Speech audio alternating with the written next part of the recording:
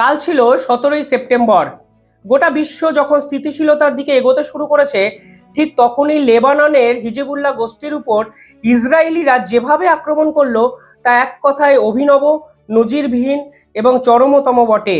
পাশাপাশি বিশ্বের তাবড় তাবড় বিজ্ঞানীরা এ হামলা নিয়ে আজ থেকে 50 বছর পরেও গবেষণা করতে পারেন।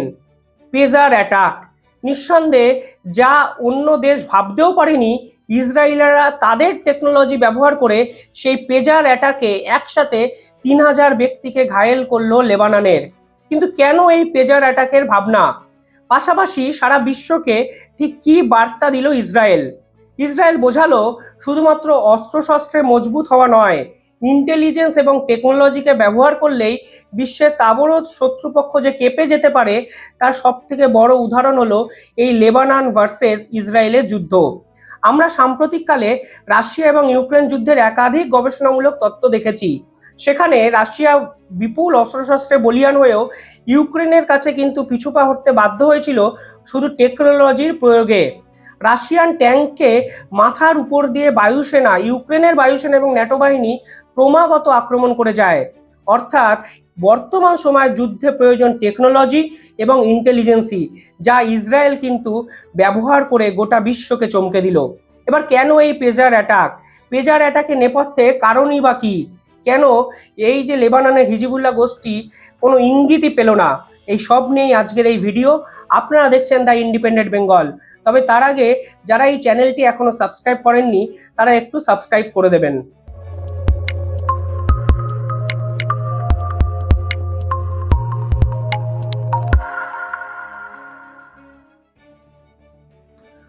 পেজার অ্যাটাক, আমার দৃঢ় বিশ্বাস বিশ্বের কোনো দেশই এ ধরনের অ্যাটাকের কথা এর আগে শোনেইনি। কেনই বা শুনবে? পেজার, এই পেজার ব্যবহার করে বর্তমান শতাব্দীতে হাতে গোনা এক দুটো সংগঠন। তার মধ্যে এই লেবাননের হিজবুল্লাহ যে গোষ্ঠী, তারা কিন্তু এই পেজারটি ব্যবহার করে। পেজার হলো অ্যানালগ যুগের একটি সফটওয়্যার বা একটি ডিভাইস, যে ডিভাইসের মাধ্যমে যোগাযোগ কিন্তু করা যায় এক প্রান্ত থেকে অন্য প্রান্তে। বিভিন্ন ক্ষেত্রে দেখা গেছে ইউএস বা ইউকে এর মতো দেশে এই পেজারের বহুল প্রচারিত বা পপুলারিটি একসময় ছিল, কিন্তু স্মার্টফোন আসার পরে এই পেজার কিন্তু তারা কিছুতেই ব্যবহার করতে পারেনি আর। কিন্তু লেবাননের এই যে হিজবুল্লাহ গোষ্ঠী, তারা এখনো পেজারকে সুরক্ষিত মনে করে, কারণ ইসরায়েল বিভিন্ন ক্ষেত্রে হ্যাকিংয়ে বিশ্বের অন্যতম সেরা দেশের তালিকায় আছে। ফলে স্মার্টফোনকে হ্যাক করা ইসরায়েলের পক্ষে অনেক বেশি সুবিধাজনক। তার জন্য লেবাননের পার্টিকুলারলি এই হিজবুল্লাহ গোষ্ঠী কিন্তু এখনো নিজেদের মধ্যে কমিউনিকেশনের জন্য পেজার ব্যবহার করে। কিন্তু বর্তমান সময়ে এই পেজার তৈরি হয় বিশ্বের হাতে গোনা কিছু জায়গায়, তার মধ্যে তাইওয়ান কিন্তু অন্যতম। কিন্তু কেন বললাম এই তাইওয়ানের কথা, তা ভিডিওর শেষ অবধি গেলে আপনারা নিঃসন্দেহে বুঝতে পারবেন। কিন্তু এই পেজারে একটা ইলেকট্রনিক ডিভাইস থাকে, যেটি মূলত দুই ব্যক্তির মধ্যে কমিউনিকেশনে সাহায্য করা হয়। এই পেজার সাধারণত মানুষ বেল্ট বা পকেটে বিভিন্ন জায়গায় নিয়ে ঘোরাফেরা করে।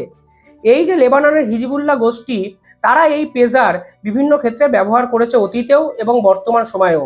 তাদের সব থেকে বেশি ভালো লাগার বিষয় ছিল এই পেজার ইচ্ছা করলেই হ্যাক করা যায় না, কারণ এর মধ্যে কোনো স্মার্ট ডিভাইসই নেই। কিন্তু ইসরায়েলি যে সংগঠন, ইসরায়েলি যে গবেষণামূলক সংগঠন, তারা যেভাবে এই পেজারটিকে এই যুদ্ধের ক্ষেত্রে এই হ্যাকিং সিস্টেমের মধ্যে ব্যবহার করলো, তা হয়তো স্বপ্নেও ভাবেননি বিশ্বের কোনো দেশ। এই পেজার অ্যানালগ একটি ডিভাইস এবং একই সঙ্গে অনেকের সঙ্গে কমিউনিকেশনের জন্য এটা ব্যবহার করা হয়, এটা আমি বললাম। এর ওয়েট অত্যন্ত হালকা হয়। শুধু তাই নয়, ভারতীয় টাকায় এগুলোর দাম অত্যন্ত সস্তা, প্রায় 1000 থেকে 2000 টাকার মধ্যে হবে। ফলে এই হিজবুল্লাহ গোষ্ঠী মাস প্রোডাকশন এই পেজার আনিয়েছিল তাইওয়ান থেকে, এবং প্রত্যেকটা হিজবুল্লাহ সদস্যর কাছে এই পেজার কিন্তু দেওয়া ছিল পরবর্তীকালে। হিজবুল্লাহতে বর্তমান সদস্য 1000 জন। এই 1000 জনের কাছেই কিন্তু এই পেজার বিভিন্ন সময় ছিল। লক্ষ্য একটাই, একে অপরের মধ্যে সব থেকে সহজভাবে যোগাযোগ স্থাপন করা। আর এই পেজার অ্যাটাক করে ইসরায়েলিরা বুঝিয়ে দিল টেকনোলজির সাহায্যে এই পেজারকেও তারা অনায়াসে হ্যাক করতে পারে। কি হলো বিষয়টা? আপনি যদি দেখেন লেবাননের যে বেরুট শহর, অর্থাৎ একদম রাজধানী, সেখানে বিকেল 3:45 নাগাদ একই সঙ্গে প্রায় 1000টি পেজার বিস্ফোরিত হলো। ভাবলে অবাক লাগে, কোনো সিস্টেম দ্বারা কন্ট্রোল হচ্ছিল এই পেজারগুলি। কিন্তু কিভাবে ইসরায়েলিরা এই পেজার কন্ট্রোল করলো তা নিয়ে বিভিন্ন বিজ্ঞানীরা বিভিন্ন রকম মতবাদ দিয়েছেন আমাদের সামনে। অনেকে বলছেন এই পেজারের মধ্যে সর্বোচ্চ 3 গ্রাম বিস্ফোরক কিন্তু তারা ক্যারি করতে পারে। বিবিসির একাধিক জার্নালিস্ট বলছেন এই পেজারের মধ্যে সব থেকে বেশি 10 থেকে 15 গ্রাম বিস্ফোরকও কিন্তু ব্যবহার করতে পারে, এবং এই পেজারের মধ্যে লিথিয়াম ব্যবহার করা হয় যা বিস্ফোরণযোগ্য। আর ইসরায়েলিরা বা ইসরায়েলের বিজ্ঞানীরা এই পুরো বিষয়টিকে ক্র্যাক করে ফেলেছিলেন। পরবর্তীকালে এও এক একটা রিপোর্টে প্রকাশ হচ্ছে যে এই যে পেজার, এই পেজার তৈরি হয় তাইওয়ানে, এবং তাইওয়ান কিন্তু আমেরিকার খুব ঘনিষ্ঠ। আর আপনারা জানেন এই ইসরায়েলিদের উপর আমেরিকার প্রত্যক্ষ বা পরোক্ষ মদত কিন্তু বিভিন্ন সময় আছে বলে বিভিন্ন রিপোর্ট এসেছে। তার জন্য তাইওয়ানকে কোনোভাবে ইসরায়েল সংস্থা কিনে নিয়ে এই তাইওয়ানের যেখানে ম্যানুফ্যাকচার হচ্ছে সেই ম্যানুফ্যাকচারিং ইউনিটের মধ্যেই বিভিন্ন ধরনের বিস্ফোরক চিপ ঢুকিয়ে দিয়েছিল ইসরায়েলিরা, এরকমই মনে করছেন একাধিক গোয়েন্দা সংস্থা। ফলে একটা বাটন টেপার ফলেই সমস্ত পেজারগুলো টি টি বা বিপ বিপ আওয়াজে বাজতে শুরু করে। অনেকে ভাবেন কোনো হয়তো মেসেজ এসছে, যখন পেজারগুলো তারা হাতে নিয়েছেন বা মুখের সামনে নিয়েছেন তখন একভাবে 1000 জনের পেজার কিন্তু বিস্ফোরণ হয়ে গেছে। সিসিটিভির ফুটেজ যেগুলো সামনে এসছে তা এক কথায় অভাবনীয় এবং চরমতম বটে।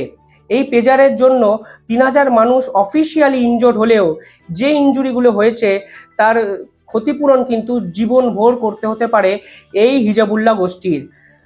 ইসরায়েলের দুদিক এখন শত্রুপক্ষে ভরা। একদিকে গাজা এবং হামাসে দীর্ঘদিনের যুদ্ধপাত চলছে, অন্যদিকে দক্ষিণ অংশে লেবাননের যে গোষ্ঠী হিজবুল্লাহ গোষ্ঠী তারাও কিন্তু বিভিন্ন ক্ষেত্রে ইসরায়েলকে ডিস্টার্ব করে যাচ্ছে। আর এই অ্যাটাকের ফলে ইসরায়েল কিন্তু পরিষ্কার দুই গোষ্ঠীকেই বার্তা দিল। প্রসঙ্গত বলে রাখি এই হিজবুল্লাহ গোষ্ঠীর সদস্য সংখ্যা 1000 জন। তারা খুব নর্মালি যুদ্ধ করবে এরকম প্রস্তুতি নিয়ে লড়াই করে না, তারা সাধারণ মানুষের মধ্যে ভিড়ে মিশে থাকে। আর এই পেজারের মাধ্যমে তারা একটি নির্দেশ পেলেই একত্রে জড়ো হয়ে যায় এবং তাদের গোপনীয়তা থেকে বেরিয়ে ফ্রন্ট লাইনে এসে যুদ্ধ করে। আর এটি ক্র্যাক করার চেষ্টা করেছে মোসাইদ ইন্টেলিজেন্স এজেন্সি ইসরায়েলের। তারা বিভিন্ন ক্ষেত্রে বিভিন্ন গবেষণা করে দেখেছিল হিজবুল্লাহ গোষ্ঠী কিন্তু মানুষের ভিড়ে মিশে থাকে।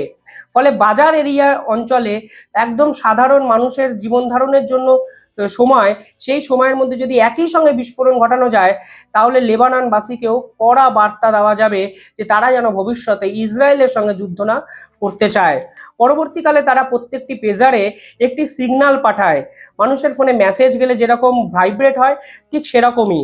এই আলফা নিউমেরিক টেক্সট মেসেজের পর যখন একাধিক মানুষ বা ব্যক্তি বা ওই হিজবুল্লাহ সংগঠনের সদস্যরা পেজারটিকে হাতে নেন তখন একসঙ্গে সমস্ত পেজার কিন্তু বিস্ফোরণ হয়ে যায়। পরবর্তীকালে ইসরায়েল এই ঘটনার দায় কিন্তু অফিসিয়ালি স্বীকার করেনি, কিন্তু একাধিক নিউজ পেপারে এটাও প্রকাশ হয়েছে শেষ 5-6 মাস আগে থেকে তারা পেজার অ্যাটাকের একটা পরিকল্পনা করেছিল।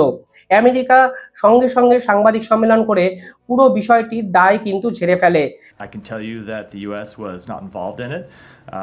The U.S. was not aware of this incident in advance, and at this point, we're gathering information. Between Israel and Hezbollah, it has gone on for way too long enough, and so it is in everyone's interest to resolve it quickly and diplomatically. তারা বলে এর সঙ্গে তাদের কোনো যোগাযোগই নেই, কিন্তু গোটা বিশ্ব জানে ইসরায়েলিদের সঙ্গে আমেরিকার কত ঘনিষ্ঠ সম্পর্ক।